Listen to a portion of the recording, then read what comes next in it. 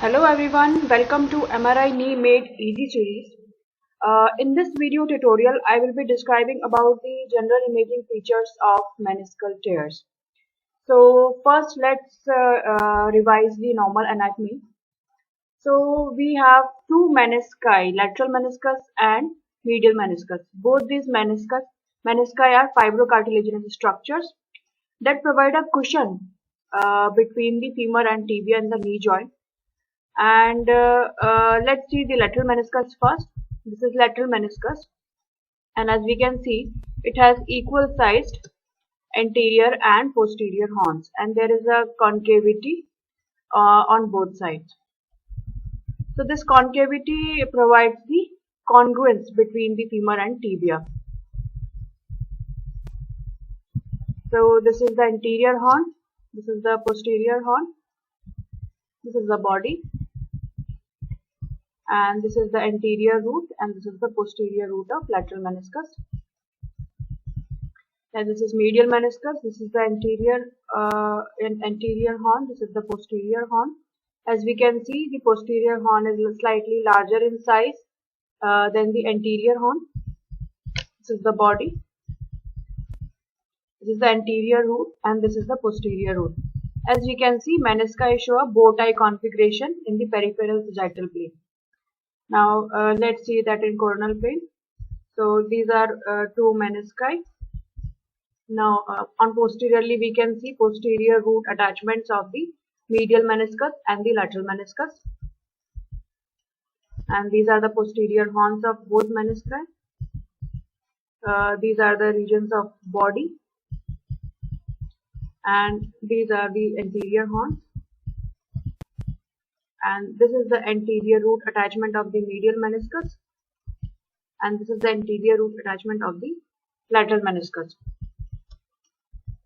It's in axial plane. On axial plane we can see this is the lateral meniscus, which has a shape of a tight C. So it has a shape of tight C like this, and the medial meniscus is semilunar in shape. So the root attachments of lateral meniscus are closer, and the root attachments of the medial meniscus are slightly wide apart. We can also divide the menisci in three different zones. So this zonal anatomy is basically divided on the basis of vascularity. So what happens in the menisci at the time of birth? Most of the meniscus is vascular in pediatric age group in infant, but as age increases, this vascularity decreases, and in adult age, this vascularity is restricted to only outer 10 to 30% of the menisci. So we have three different zones on the basis of vascularity. So in zone 1, this is the outer one. In zone 1, it is called as red zone because this is vascular. Then comes the zone 2, which is red-white zone. So the vascularity slightly decreases as we move innerwards. Then we have zone 3, which is white zone. So vascularity is very less on this side. So if the tear is involving the outer 1/3, then it is going to heal, and if it is involving the inner 1/3, then there are very less chances of getting its healing. So this is the zonal anatomy of the menisci. Now coming to the fibers. So there are three types of fibers in the menisci. First is the circumferential fibers. The circumferential fibers, they travel in this fashion. So there are multiple circumferential fibers which provide stability to the menisci. Then we have radial fibers which perforate like this.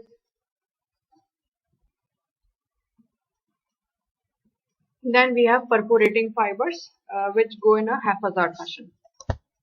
So there are three types of fibers. Normally the signal intensity in the menisci is hypointense on all the sequences.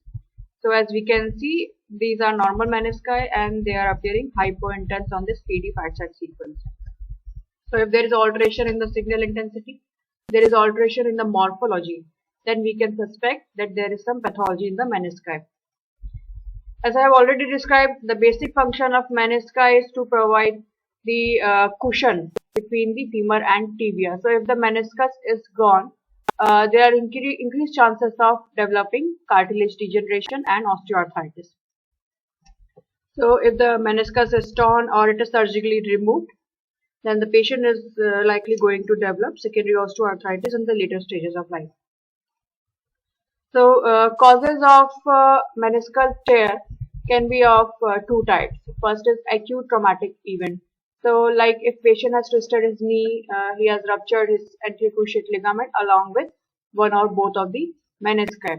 And in this scenario, the meniscal tear will be acute. That acute traumatic event has led to the meniscal tear.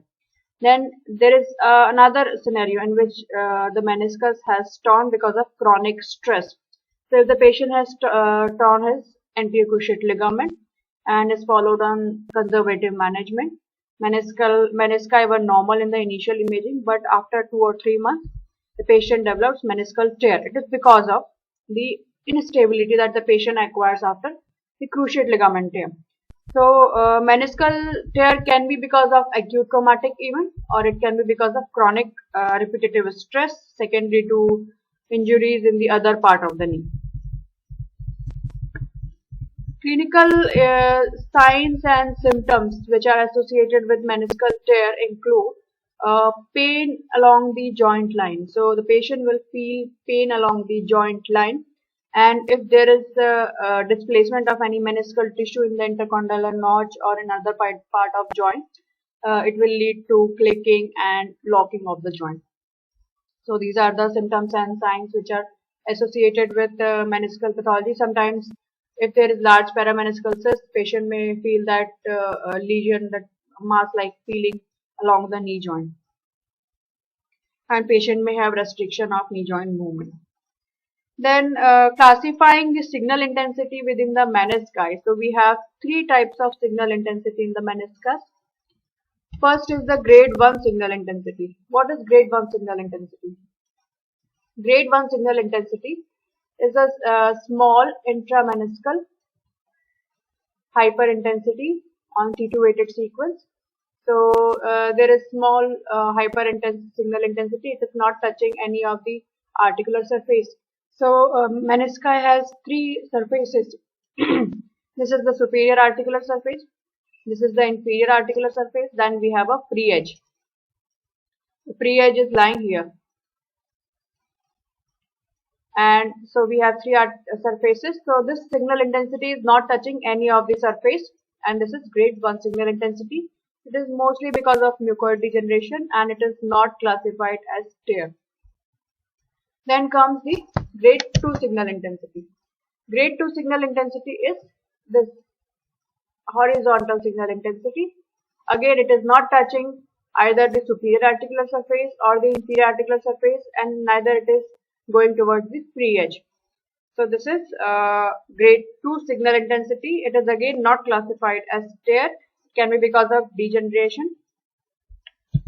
Then comes the grade 3 signal intensity, in which the signal intensity is like this. So it is touching the superior articular surface or in the inferior articular surface, or it can touch both the articular surface, or if the signal intensity is going like this, so it is going towards the inner free edge. So these signal intensity are classified as tear, and we should see this touching of the articular surface at least on 2 images. It can be 2 sagittal images, or it can be 1 sagittal and 1 coronal image. So we classify this grade 3 signal intensity as meniscal tear, and grade 1 and grade 2 signal intensities are not classified as tear. They are described as signal intensity in the impression of the report.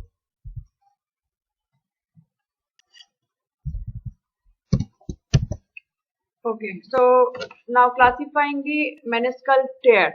So we have many different terminologies which are used by classifying. Some orthopedic literature has some different terminologies, and radiology literature has a different set of terminologies. So I will not make you confused over the terminology. So we will classify meniscal tear in a very simple manner. So just remember about only three types of meniscal tear. So we will see that in the axial plane. So we have three types of meniscal tear. First is longitudinal vertical. So if the meniscal tear is traveling in this fashion, so it is coursing in the longitudinal direction of the menisci. So it is longitudinal, and it is vertical because it is cutting the meniscus from superior to the inferior articular surface. So this is longitudinal vertical tear. If we see that in coronal and sagittal plane. So if we are cutting the meniscus in this manner, the longitudinal vertical tear will appear like this. So if it will have a vertical component involving the anterior horn as well as the posterior horn or any one of it. And on coronal plane, also suppose this is medial meniscus.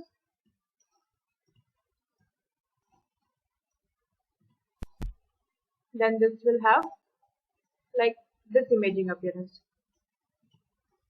So it will appear vertical on sagittal as well as coronal plane, and for confirmation that it is longitudinal vertical tear, we see the axial plane, and then we can see that it is traveling in the longitudinal direction of the menisci, and it is cutting the meniscus from superior to the inferior articular surface. So this is longitudinal vertical tear. Then comes the longitudinal horizontal tear. So again, because it is longitudinal, so it will travel in the long axis of the menisci, but it will have a horizontal cutting of the meniscus. So it will not cut the meniscus in this manner. It will cut the meniscus like this and like this. So this is the longitudinal horizontal tear. And if we see that in axial plane, so we will not find any characteristic imaging appearance on the axial plane. It will have a partial volume effect because of the tear and the adjacent normal menisci. So on axial sequence, we will not be able to see it clearly. But on sagittal and coronal sequence, we can easily see the horizontal component, and because it is traveling along the long axis of the menisci, this is longitudinal horizontal tear. Then comes the radial tear. So radial tear travel in this fashion. So it cuts the meniscus like this. So it disrupts the that circumferential fibers of the menisci, and it greatly reduces the meniscal stability, and it can lead to displacement of the meniscus, extrusion of the meniscus. So radial tear are really very symptomatic. So let's see how the radial tear will look. Radial tear will have again this vertical component because it is cutting the menisci from the superior to the inferior articular surface. And on coronal plane, you will have a frayed margin here. You will have a truncated triangle type of sign. So on coronal plane, you will not be able to visualize very nicely. Like if the radial tear is going in this fashion, you will not find this edge of the menisci. But on axial plane, you can very well visualize the radial tear, and you can classify it whether it is involving the partial width of the meniscus or it is traversing across the complete width of the meniscus. And we can also see whether it is involving the anterior horn, body, or posterior horn. And we have a distinct variety of radial tear that involves the root. So if the radial tear is involving the root of the menisci, it will lead to displacement. Like if this root is torn, this anterior horn will displace outside, and we will have meniscal extrusion. So what is meniscal extrusion? When the menisci extrude outside, and this distance is measured from the outer edge of the displaced menisci to the outer edge of the tibia. And if this distance is more than 3 mm, we call it that extrusion. So this extrusion, if there is meniscal extrusion, then we should search for the root tear and radial tear. And also with the root tear, if we image in this plane, so we will not find either if the anterior root is torn, we will not see this anterior root, and if the posterior root is torn, we will not see this posterior root, and there will be no meniscal tissue here, so it will give a ghost meniscus appearance. Now let's talk about the displaced menisci. So I have described about the longitudinal vertical tear, then longitudinal horizontal tear, and radial and root tear. Now we'll discuss the imaging appearance of displaced tear. So if the longitudinal vertical tear has got displacement, like if the longitudinal vertical tear now it is dividing the meniscus into the outer half and the inner half, and if this inner fragment it gets displaced into the intercondylar notch, it will have an appearance like this. So it is called as bucket handle tear. Why it is called as bucket handle? This is the bucket and this is the handle. So if the longitudinal vertical tear has got displacement, it is called as bucket handle tear. If we image this bucket handle tear, we'll find an extra meniscal, hypointense meniscal tissue here in the intercondylar notch. We'll find this extra meniscal tissue. This is PCL, this is extra meniscal tissue. So it will give an appearance of double PCL sign. And we can see double delta sign, in which there is extra fragment of meniscus above the anterior or the posterior horn. Then this is known as double delta sign. And because this meniscal body is grossly thinned out, so we'll not see the typical bow tie configuration. So here in the peripheral sagittal section, we will not see this bow tie configuration. It will be grossly thinned out and there will be absent bow tie. Then we can have complete flipping of the meniscus, in which this posterior horn is completely flipped anteriorly over the anterior horn. And in bucket handle tear also, if the both the anterior and the posterior attachments are intact, then it is intact bucket handle tear. And we can have like this edges torn and this fragment displays like this, then that is broken bucket handle tear. So bucket handle tears are also of multiple types. So this was bucket handle tear. On coronal plane, bucket handle tear will appear like this. So there will be fragment of the meniscus like this, fragment as displaced here. So we'll have an extra meniscal tissue here, which is not its normal place. So there will be two meniscal tissue.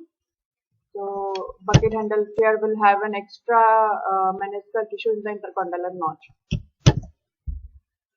Coming to the longitudinal horizontal tear, which has displaced. So if, like suppose this is the horizontal tear, and this fragment, the inferior fragment has displaced. This is the horizontal tear, and if this inferior leaflet, this is the superior leaflet, this is the inferior leaflet, and if this inferior leaflet has displaced and it has come down here, this will be flap tear, or this meniscal tissue may displace inside the intercondylar notch. So flap tear gives rise to boomerang sign. So this is the shape of a boomerang. And if the inferior leaflet has displaced into the meniscotibial or meniscofemoral recess, it will give a boomerang sign. So flap tear can displace within the joint or in the recess of the joints. And radial tear. If the radial tear has got displacement, like suppose this is the radial tear, this is the pure radial tear, but if it changes its direction, it will have an appearance like this, like a parrot beak. and this fragment can displace in the intercondylar notch or in the center part of the joint. So this is parrot beak tear. Coming to the other additional signs associated with meniscal tear. So associated signs include meniscal extrusion that I've already described. Then we can have parameniscal cyst, and these parameniscal cysts are generally associated with the horizontal tear. Horizontal tear leads to leakage of fluid and gelatinous material in the adjacent area, and it will lead to formation of parameniscal cyst. So if there is parameniscal cyst, we should extensively search for the associated meniscal tear, because mere excision of the cyst will not be sufficient, and patient needs meniscal repair in such cases. Then the imaging findings that we should need to report include the pattern of the tear. If there is any displaced fragment, then we should report it. Then width of the tear, whether it is involving the partial width or the complete width, and the zonal anatomy, like it is involving which zone of the menisci, because treatment will depend on this. Then we should describe the radial location, whether it is involving the anterior horn, body, or posterior horn, or it is involving the roots. If there is meniscal extrusion present, then we should report it. If there is presence of parameniscal cyst, then we should also add that in our report, and we should give the size of the parameniscal cyst. Parameniscal cyst, and there can also be presence of an intrameniscal cyst. So we can have a cystic structure inside the menisci also and outside the menisci. Okay, and we should also look for the meniscocapsular separation, especially in the posteromedial corner. So this is the medial meniscus, this is the posterior part, this is the posteromedial capsular meniscocapsular junction, and this is a very common site where we can find the meniscocapsular separation. So here we are not able to see any hyperintensity here because there is no meniscocapsular separation in this case. But if the patient is having acute trauma, ACL tear, then we can find a thin rim of fluid at the meniscocapsular junction, and this is called as meniscocapsular separation, and it is very important finding which is often missed arthroscopically, and we should report this in our MRI report. So I have described about the normal anatomy of the menisci, the grading of the signal intensity, and I have described about the tears plus their displaced fragments and additional findings that we should need to report. I hope you have enjoyed the video. Please watch the next video in which I will be describing about the different cases having characteristic imaging appearances of the meniscal tear. Thank you.